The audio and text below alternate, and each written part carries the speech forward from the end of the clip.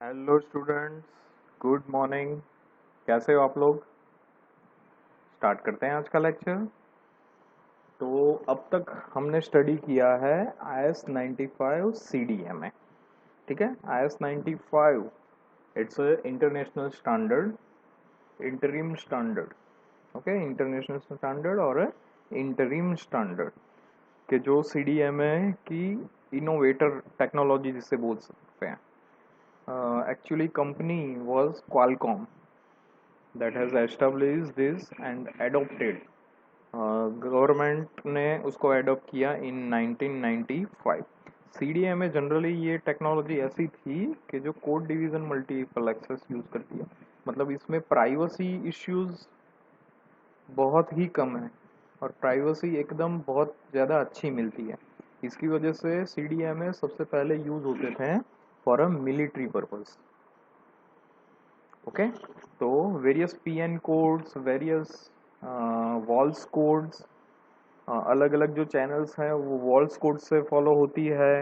ये सब अलग अलग कोडिंग मेथड्स की वजह से ये बहुत ही एक्यूरेट हो गया है। Okay, it has a marvellous advantages over FDMA and TDMA। तो ये पूरा हमने अब तक स्टडी कर दिया है कि CDMA क्या चीज़ है, what are the benefits. 4 to 5 times ज़्यादा कवरेज दे रहा है as compare to FDMA TDMA। Bandwidth भी बहुत अच्छी देता है, call quality, privacy, frequency planning, that is quite good then GSM।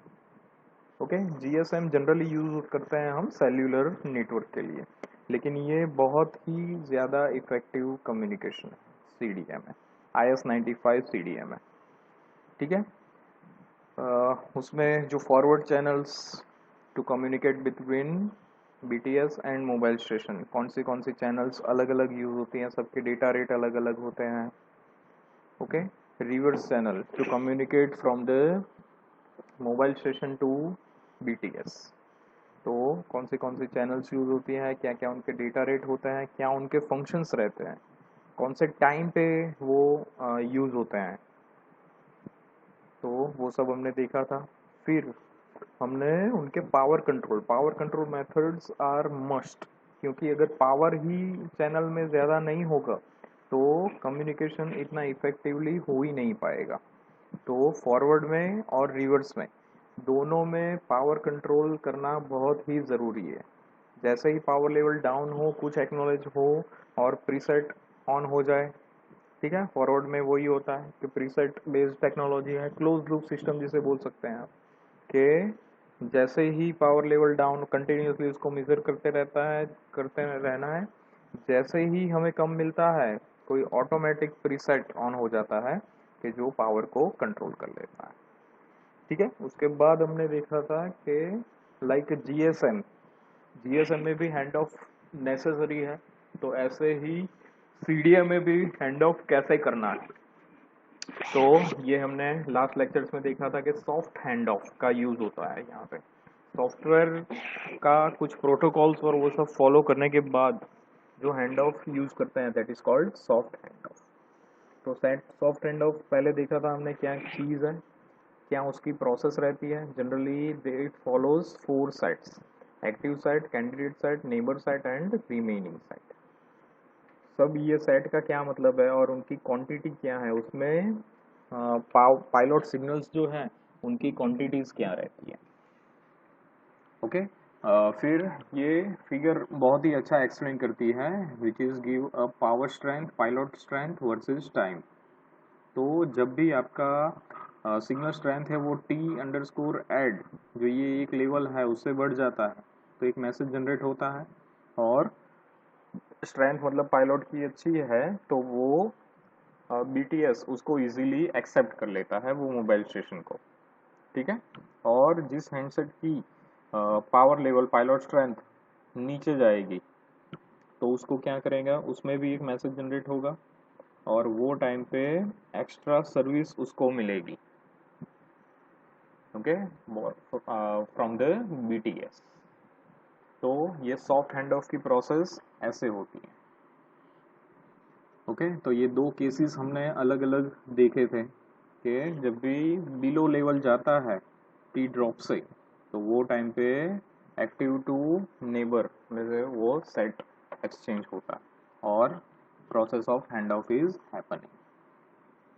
उसके बाद हमने देखा था rack receiver. Rack receiver generally है टू कलेक्ट मल्टीपाथ फीडिंग की वजह से जो प्रॉब्लम्स हो रही है उनको रिजॉल्व करने का काम कर रहा है ये रैक रिसीवर। तो रैक रिसीवर कैसे काम करता है, उसका मेन ब्लॉक है ये को रिलेटर, ओके। और सब रिसीवर्स आर देयर, सब रिसीवर को हम बोलते हैं फिंगर, ओके। तो जितने ज्यादा फिंगर्स होंगे कैपेसिटी उतनी अच्छी रहेगी रैक रिसीवर की। और सब फिंगर्स में सेम सर्किट रहती है, सेम ब्लॉक्स फॉलो होते हैं, ओके। और मल्टीपाथ फीडिंग की वजह से जो जो प्रॉब्लम्स हो रही है उनको सॉल्व करते हैं, ओके। अलग अलग टाइम से जो सिग्नल आ रहे हैं, ओके, सेम इंफॉर्मेशन कलेक्ट करके अलग अलग टाइम पे जो इंफॉर्मेशन आ रहे हैं उनको एक साथ रख के उनको कलेक्ट करके उनमें से इंफॉर्मेशन निकालना, that is the process of rake receiver, that is the function of rake receiver. How does it work, तो हमने उसका रैक रिसीवर का काम देखा था, what is the role of that, what is the use of that, what are the advantages of rake receiver, that improves SNR and performance both, okay. Though it has advantages, it is costly, very costly, the size is quite large, as if you are using more number of fingers the circuit complexity will increase। तो यहाँ तक हमने study किया था। उसके बाद हमने CDMA 2000 का स्टडी कर रहे हैं, ठीक है। CDMA 2000 सेल्युलर टेक्नोलॉजी है, वो extend version of IS-95 CDMA का बोल सकते हो। मेन पर्पस इसका इन्वेंट करने का यही है कि 2000 जो 3G मल्टीमीडिया एप्लीकेशंस को सपोर्ट करना है हमें। 3G में जनरली क्या होता है कि डेटा रेट हमें बहुत हाई चाहिए to support this multimedia applications. तो वो डेटा रेट को हाई करना, उसके लिए नंबर ऑफ चैनल्स बढ़ाना, उसके लिए जो हार्डवेयर अपडेशन चाहिए वो प्रोवाइड करना। तो उसकी वजह से जो नया टेक्नोलॉजी इन्वेंट हुआ उसको हम बोलेंगे CDMA 2000, ठीक है। जो डेटा रेट्स होते हैं वो भी अलग अलग होते हैं इसमें, ओके। तो ये भी हमने लास्ट लेक्चर्स में स्टडी कर दिया था। तो आज के लेक्चर में हम क्या स्टडी करने वाला है, आज के लेक्चर में हम स्टडी करने वाले हैं another cellular technology then CDMA, that is called GPRS, okay. एक नई टेक्नोलॉजी है CDMA से भी अलग, जिसको हम बोलते हैं GPRS। ये नाम आपने शायद सुना होगा।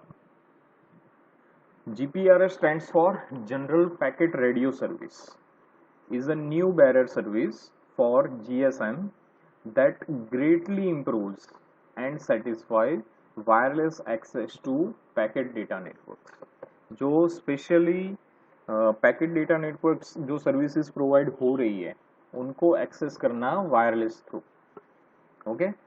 It is also a GSM based technology. GSM में एक एक्स्ट्रा सर्विस प्रोवाइड करना, that is GPRS। GPRS applies packet radio principle to transfer user data packets in efficient way between mobile station and external package data networks, ठीक है। Mobile station और data network, mobile station generally supports both data as well as voice, तो उन दोनों को support कर रहे हैं हम, उनको कॉम्पिटिबल बना रहे हैं डेटा नेटवर्क से।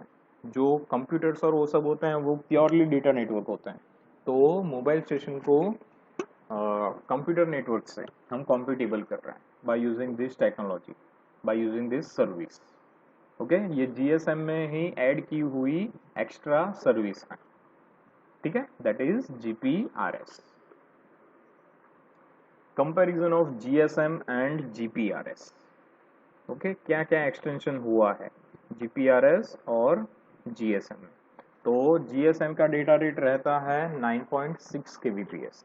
GSM will support both data rate and voice communication, okay, while GPRS supports only a data communication, ठीक है, तो GSM दोनों को सपोर्ट कर रहा है, इसलिए वो थोड़ा डेटा रेट कम देता है, that is 9.6 kbps, while GPRS has a data rate of 14.4 to 115.2 kbps. Okay, that is the main difference between GSM and GPRS. Modulation techniques जो यूज होती हैं दोनों में सेम है, GMS है, ठीक है। बिलिंग साइकिल, बिलिंग जो होता है that is in GSM that is depends on a duration of connection, जितने टाइम के लिए आप GSM सर्विस को एक्सेस करते हो उसके हिसाब से बिलिंग होता है, ठीक है। और GPRS में कितना डेटा आप यूज करते हो उस पर कैलकुलेशन होता है, ठीक है। जैसे हम अभी जो यूज कर रहे हैं, आप 3G में भी आपने यूज किया होगा कि 1 GB ऑफ डेटा एक्सेस करना है तो आपको चार्ज 1 GB का देना है, ठीक है। वो 1 GB आप कितने टाइम के लिए ऑपरेट करते हो that is not an issue, ठीक है। आप 2 दिन में भी उसको कंप्लीट कर सकते हो, 4 दिन में भी, 5 दिन में भी, या फिर उसकी मैक्सिमम जो वैलिडिटी रहती है जनरली 1 मंथ की, उसमें भी आप यूज कर सकते हो, या फिर 1 ईयर का प्लान है तो आप during 1 year you can access that. तो मतलब कि जितना डेटा आप यूज करते हो उसके हिसाब से बिलिंग रहता है इन GPRS, while connection of time पे जो रहता है इन ए GSM, ठीक है। Type of connection that is circuit switching in GSM, while in GPRS it is packet switch network, a combination of packet switching and circuit switching both. Okay, तो ये main difference है GPRS और GSM का। GPRS mobile stations में क्या क्या changes है as compare to GSM? तो new mobile stations are required to use GPRS services because existing GSM phones do not handle the enhanced air interface or a packet data.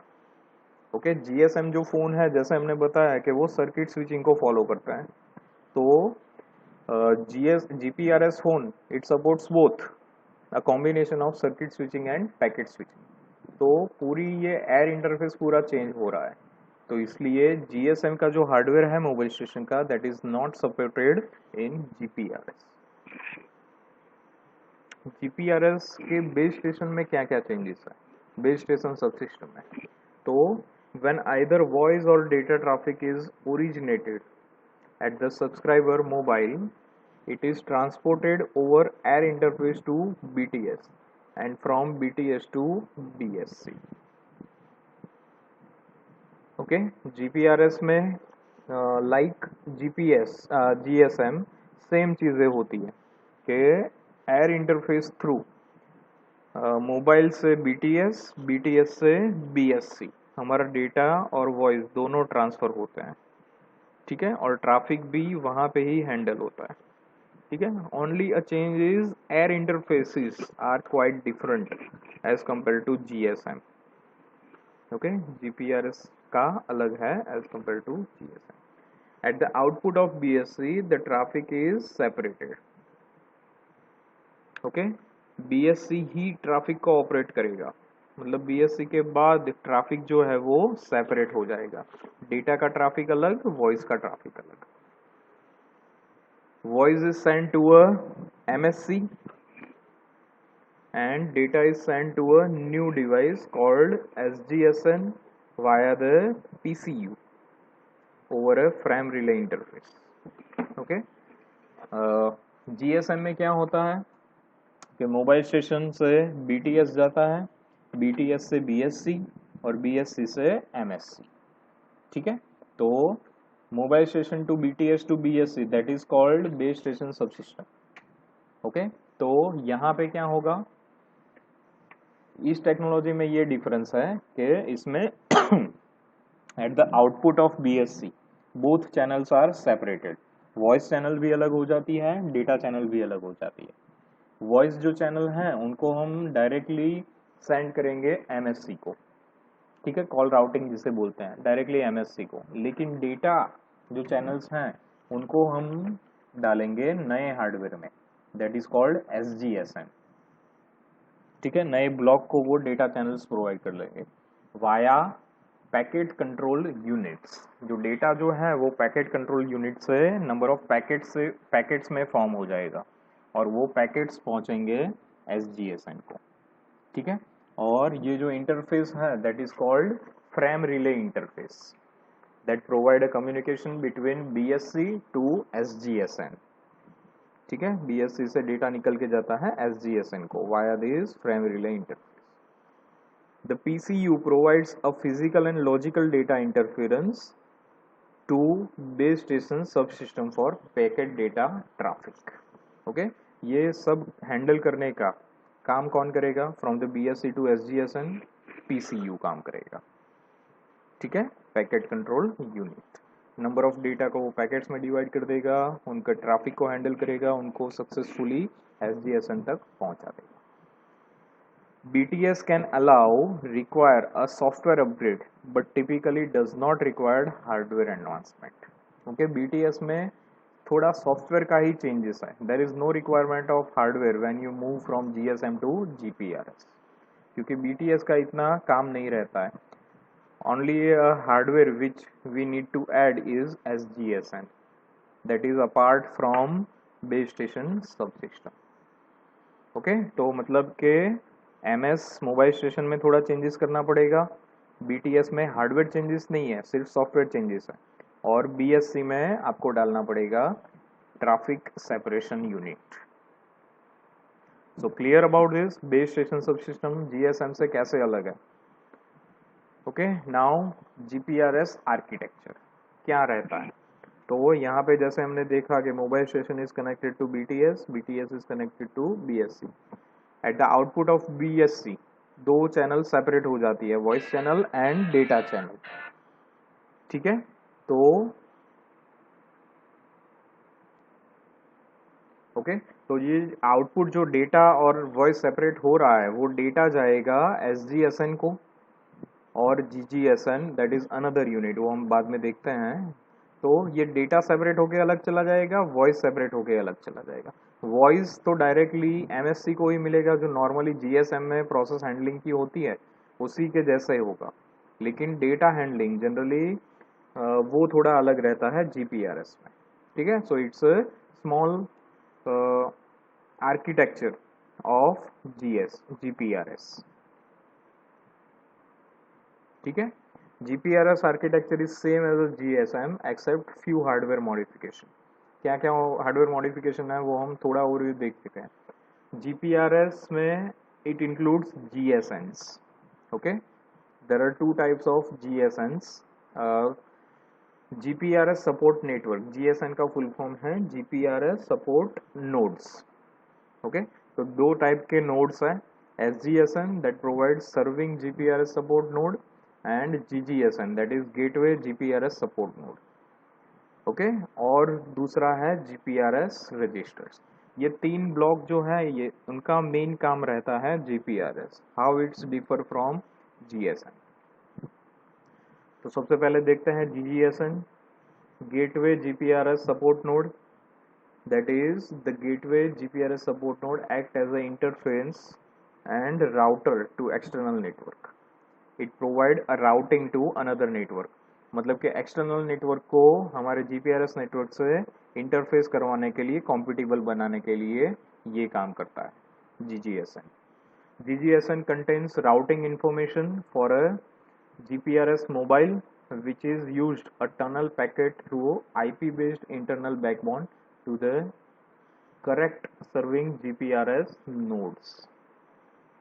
ठीक है, समझ में आ गया. ये इजी है कि मतलब GGSN सपोर्ट करता है, प्रोवाइड करता है between external networks to the GPRS mobiles, IP through करता है ये.